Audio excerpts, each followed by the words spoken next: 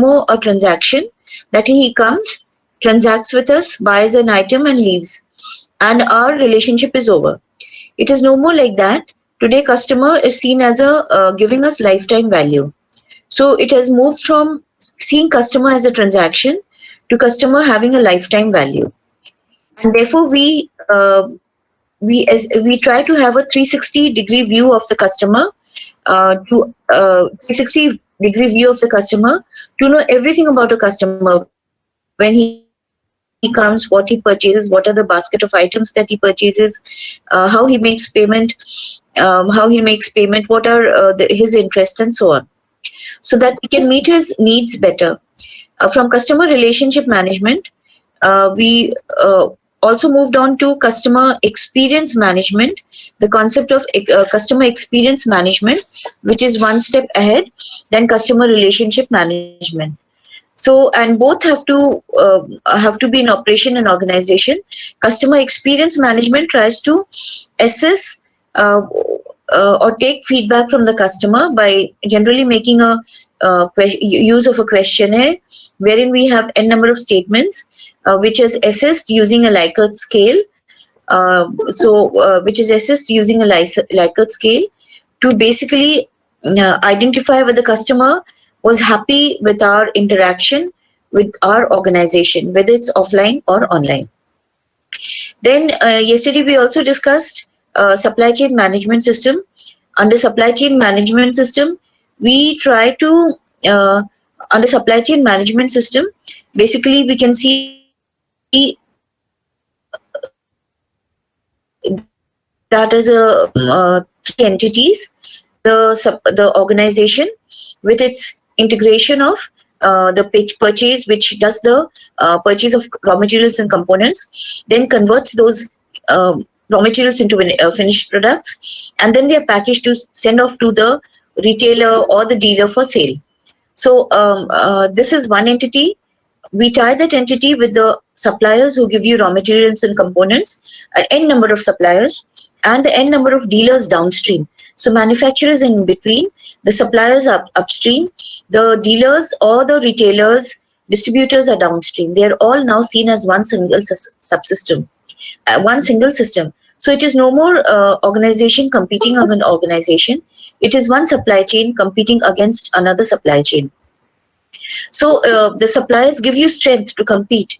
Therefore, we say no more competition between organization and organization. It is competition between one supply chain and another supply chain.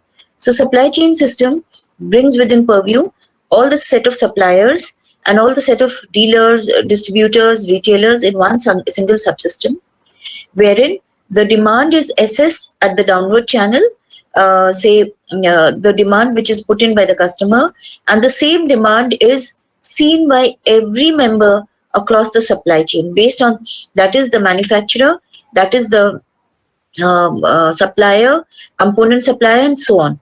So the demand plan gets converted into sales plan. The sales plans gets converted into the manufacturing plan. The manufacturing plan gets converted into sourcing plan, and so on. So it's one plan which works all across the supply chain, and thereby all those deficiencies which earlier existed, the problems which existed in the supply chain, which we defined as bullwhip effect, BWE, or the bullwhip effect, or the Forrester effect, because it was identified by J. Forrester when he wrote about it in his book Industrial Dynamics in 1961. He says there are n number of reasons for the bullwhip effect. Now, what is the bullwhip effect? It is the variability in the supply chain, and this variability is higher upward in the supply chain as compared to the downward supply chain. So the variability goes on, increases, the spikes go on increasing as we move upward in the supply chain. And he says there are two basic causes. We club them as operational causes and the behavioral causes. And there are n number of causes. The four major causes are demand forecast updating, order batching, price fluctuations, and rationing and gaming. So they are demand forecast updating, price fluctuations, order batching, gaming, and rationing and gaming. And they say all these, and there are these are the major 4 causes. All the causes can be clubbed into behavioral causes and operational causes. We can do away with them if we have a supply chain management system. Now we move to the last part, um, the ERP system. Just a review. In an organization, there are various information systems, and if they start working in isolation, they will result in n number of information islands. So in an organization, there are various information systems. Different information systems act as islands of information each other. Individually, they operate well, but within themselves. But there is no integration. There is no, say, connect between one system with another. Accounts and finance may have systems that serve their needs very well, but they cannot collect information from systems used by either manufacturing and production. In such a case, the organization will result in many information islands. Now, sales and marketing information system are doing very well individually, but they do not have information from other systems. They would have helped it to do a better job. This gives rise to disjointed information system. So either we call it information islands or we call them disjointed information system. Now, what are disjointed information systems? They are information systems that do not work together to produce a coherent picture of the entire organization. So they're working as information islands. So within themselves, the marketing working very well. Within themselves, finance working very well. But finance has no integration with marketing. Within itself, marketing working very well, but it is not having any integration with production.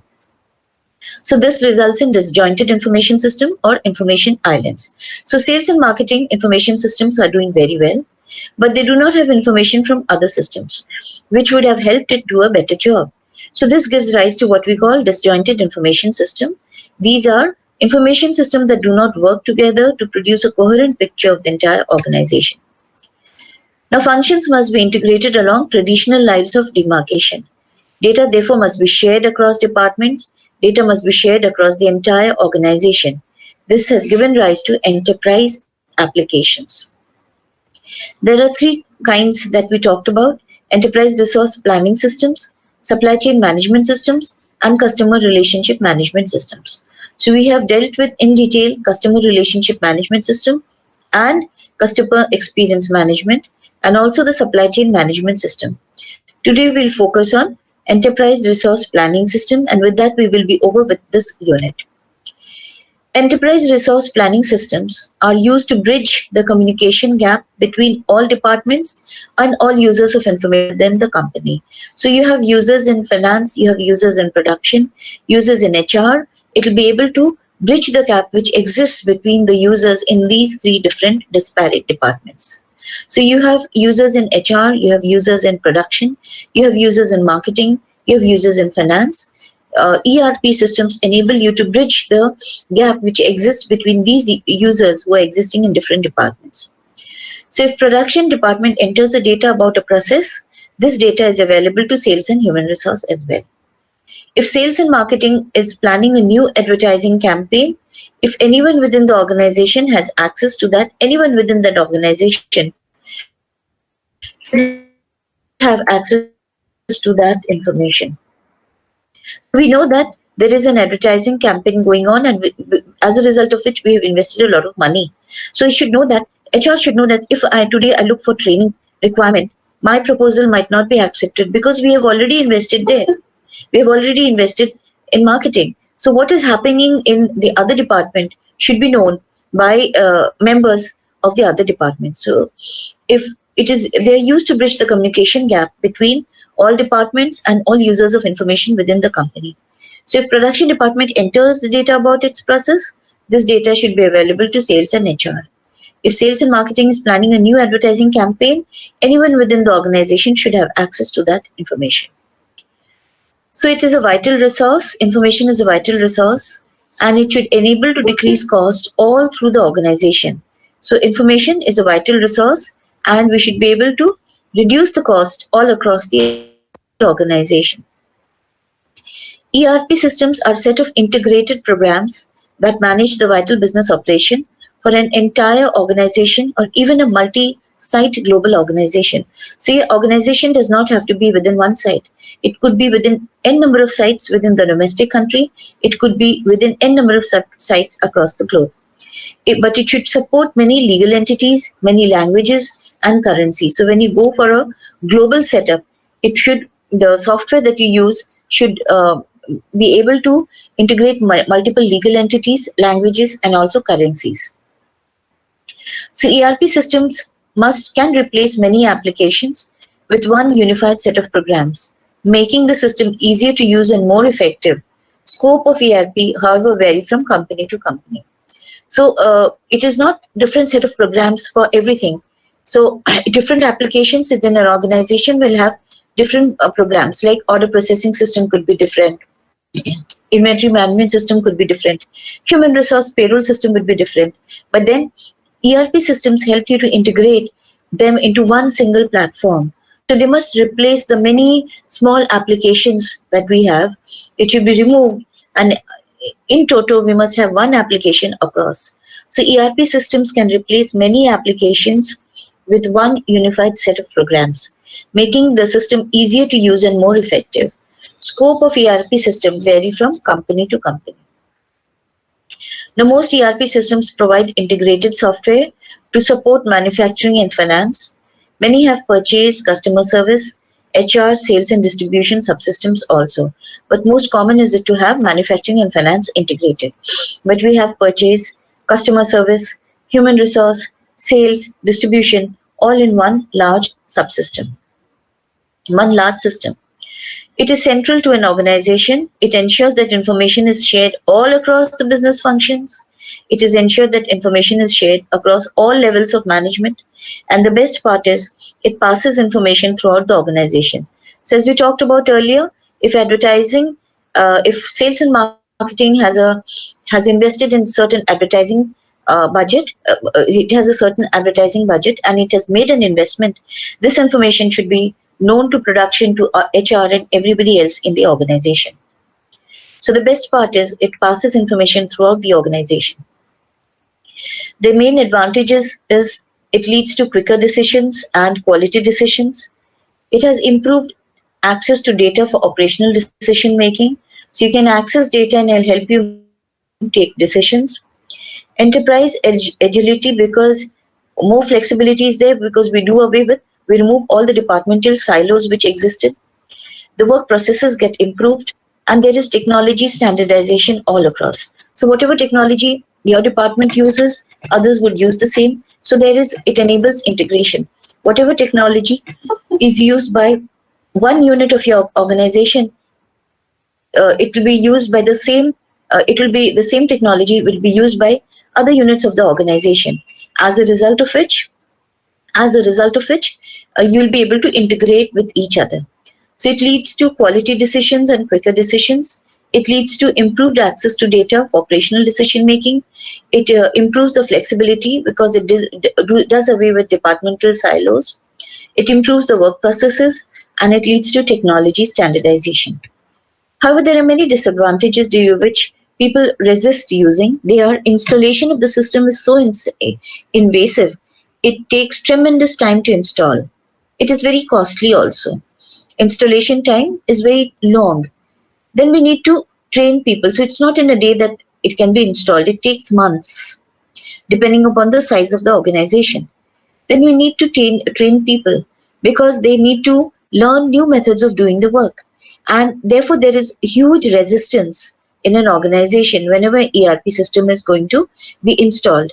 They need to be trained. People need to leave the old method of working. They need to learn the new method of working. They need to learn the new method of working. So there's going to be huge resistance to change. Then we need to rework the business process. Each business process, say your order process or your inventory management process, they are reviewed to see whether it is the right method or not. So whenever it is reviewed, we resort to what we call business process reengineering.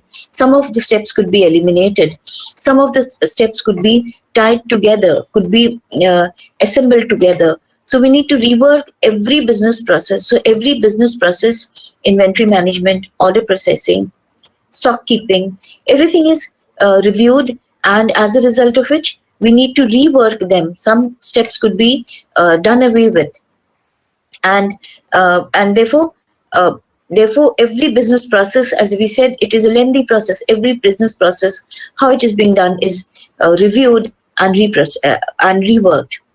There is expense and time also in installation. It is high cost and high time which takes, because we need to redo every process and then integrate it within the system. There is difficulty in implementing change. As I said, there is resistance to change. People are apprehensive that they will become redundant. They will be thrown outside the organization, thrown out of the organization. They're apprehensive that they have to work with new members, a new team member. They will need to work under a new boss. So there is often resistance to change.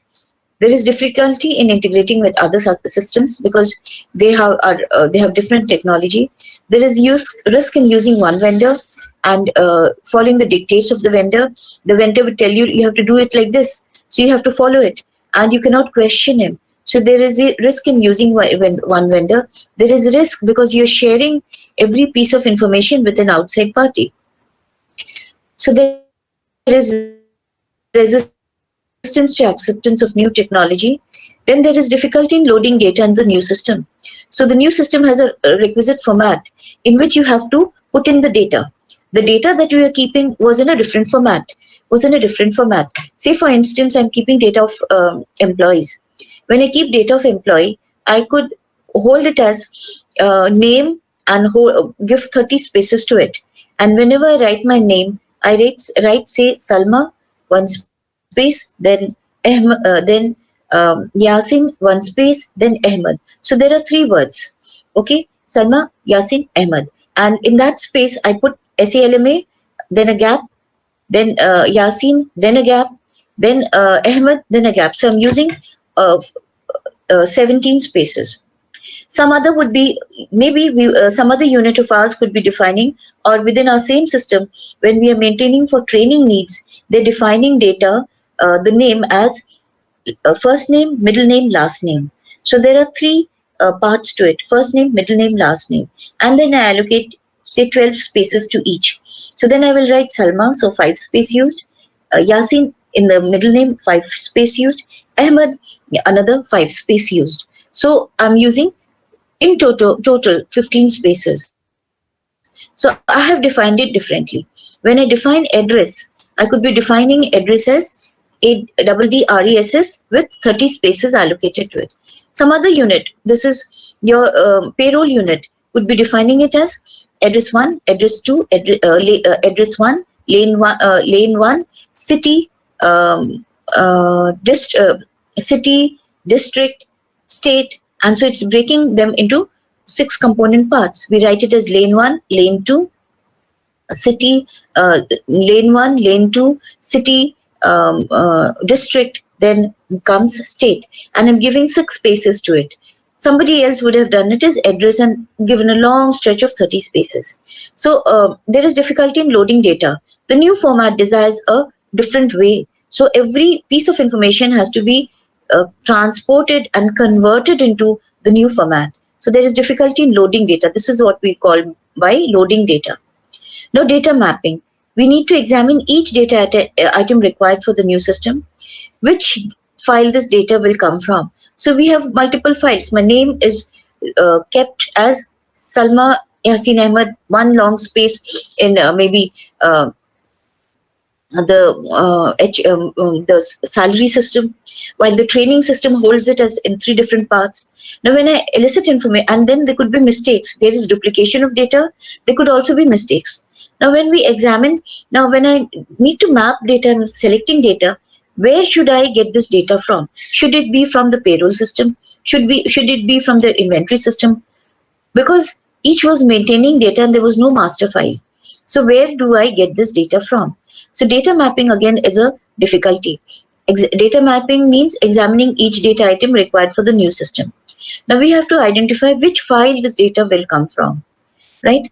Then is data cleanup. Data cleanup means old system may have inaccurate data. They may sometimes may have complete data, or the data will be inconsistent because everybody is holding the data. So somebody would have spelled it differently, somebody would have kept it differently. So data inconsistency, inaccuracies also come about. So we need to clean the data, find out which is the actual right data, and then select to pick up data from there. So customer information could be entered in multiple files. Like I talked about, employee information is held in training, it is held in payroll, it is held in so many different places. So where do I get that employee data from? And because they're held in different places, there would be inconsistency, there would be inaccuracy, and many times there would also be incomplete data. So where do I select this data from? This is called data cleanup. We need to clean the data. We need to find out which is the accurate data which we should resort to, or which we should identify. So data loading is a critical issue. Data mapping means examining each data item required for the new system. Now, which file this data will come from? Data cleanup. Old system have inaccurate data, incomplete data, inconsistent data, and therefore which data should we select? This we can resort to only when we have entered into what we call data cleanup and identified which is the data which is correct, which is authentic, which we should rely on. Then data loading. Data loading means it is performed by using data conversion software, where data conversion software reads the old data in whatever format it was kept and converts it into the format for loading in the new system. Like I said, that name is kept as first name, middle name, last name. So if it is kept in this way, then we need to keep it in a way which says we just feed in the data. So my name, Salma Yasin Ahmed, gets written as Salma Gap Yasin Gap Ahmed.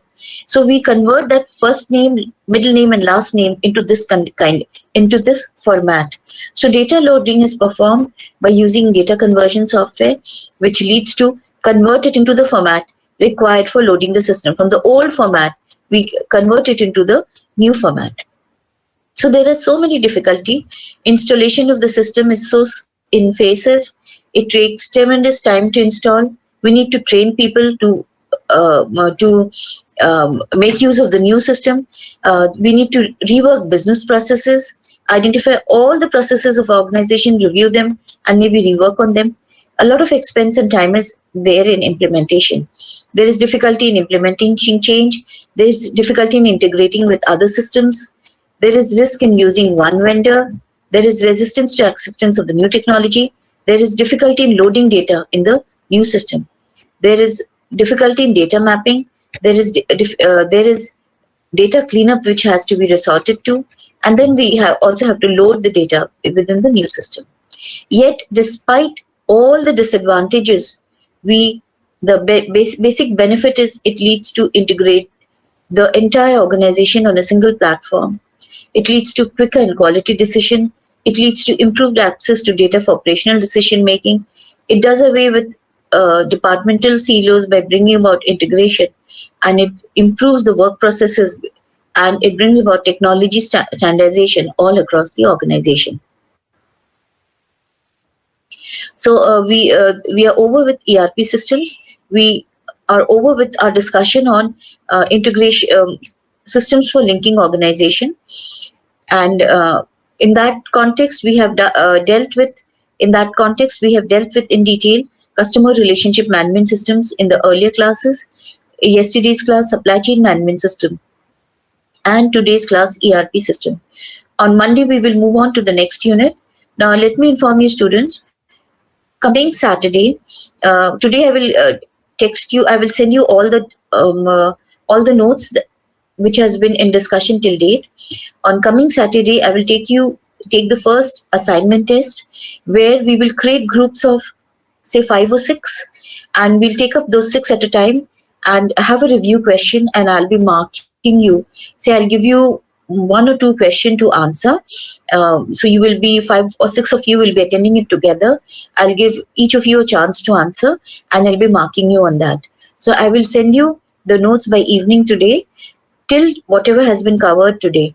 So subsequent classes, I think we have on Monday, Tuesday, and Friday, and on Saturday I'll take this exercise, because I think one class might not be sufficient to be over with all the groups. So we will create groups of say 1 to 6, then 7 to 12, like that, and take up group wise the assignment test. So assignment is you have to go through all the topics, and I will ask maybe each group 2 to 3 questions and ask you to answer any query you have so far before I call it a day. Excuse me, ma'am. Yes. Could you please repeat what kind of assignment is going to be done? See, it will be a kind of a joint test. So I will be taking up a groups of say 5 or 6 at a time, and you all have to be online. Those 6 have to be online, and allow permit entry to only the first 6 in a particular group. And then I'll ask you a certain question. Say I'll ask you questions on supply chain. So I will ask one question to one member, then maybe a different question to the second member. So anybody can answer out of that, but then I will go serial wise. Like I'll ask the roll number 1 first question, and after that, if I'm unhappy with that question, how it has been answered, I will give the second person a chance to answer or improve on it or add to it, and then maybe further ask the third person to add to it, or I might change the question. So it will be 2-3 questions asked, and I will be assessing you. So that's a kind of a joint exercise that you'll be taking, and so it's a group exercise, but ensure that you have at least you have prepared on the topics that is being sent across to you. Okay? Okay, ma'am. Ma'am, all Thank the you. topics that have been discussed are there? Yes. Try to cover as many as possible. Okay, Reshu, I think you're there. Okay, ma'am. Okay, ma'am. Yes. Because see, I wanted to do through cases, but then you are too big a group, and too big a group, if I give you all the same case, doesn't make sense. And to make groups of say like 8, then I have to select you are almost a large group, so divide that entire group by 8, so I have to select so many cases of equal strength, which is not possible. But I have that in mind. Maybe then I will take up a online discussion on 1 or 2 cases, but till that, this will give you a preparation for your test, because otherwise I know majority of you would not be running through the notes or the slides that I share with you. But this will give you an exercise to interact with yourself, and see, I don't expect a very thorough preparation like you're answering like in a written test, but at least you should be able to, if I ask you what is CRM, you should be able to define that what CRM is, and at least present 3 to 5 significant points. If I ask you what is supply chain, or what are the advantages of an ERP system, at least you should be able to list 3 benefits or 3 advantages. I can't expect you to know all the 7 or the 12 that I've taught, but at least 2 to 3 should be on your fingertips. Okay, we call it a day. Any other query? Ma'am, group will be made by you. Yeah, I think I'll create the groups because I'll be marking you. So it will be difficult to assess. So maybe I'll take the first, on the first day, I will take the MBA IB students, and 1 to 6 or 1 to 7 in a group. They have to be online, and they'll be interacting with me. And maybe just 5 or 6 minutes I'll spend. Then I'll move on to the next group. Allow maybe 8 to 16, something like that. Right? I tried to do through a quiz, but then I could not get any submission. But when I passed it on to a few friends, they could submit. So this would have been an exercise where within 10 minutes I could have tested you, I could have marked you easily. But then it was not functioning, somehow it was not effective. So I decided to do away with it. In an offline mode, I have done it by distributing those questions, kind of a questionnaire in the class, and collected it 10 minutes back. But then online, when I tried that, most of you said that you could not submit. But then I don't know, I found submission from 1 or 2. So I have just cancelled that. So let us have an interaction and let's see if it works, right? So I don't expect you to, be thorough in all the topics, but at least 2-3 topics should be, you should be very thorough and consistent about what you have read in those topics. So any maybe 3 or 4 topics which interest you, that you should study and understand and know thoroughly, right? Okay, Yes, students. ma'am. Any Right, other ma'am. query? So we From call it a Saturday day. onwards? Saturday time would be during the class period. I will try to cover up as many groups as possible, right? I'll be marking you. So be alert, and okay, I don't expect you to go through, study every topic, but 3-4 topics should be at your fingertips, not single topic, at least 3-4 topics you should be very thorough on, right? Yes, ma'am. Okay, 3-4 topics. Got it. Okay, ma'am. Please share the Okay. slide. I'll share by evening today. Thank you, ma'am. Thank you, ma'am. Okay, dear.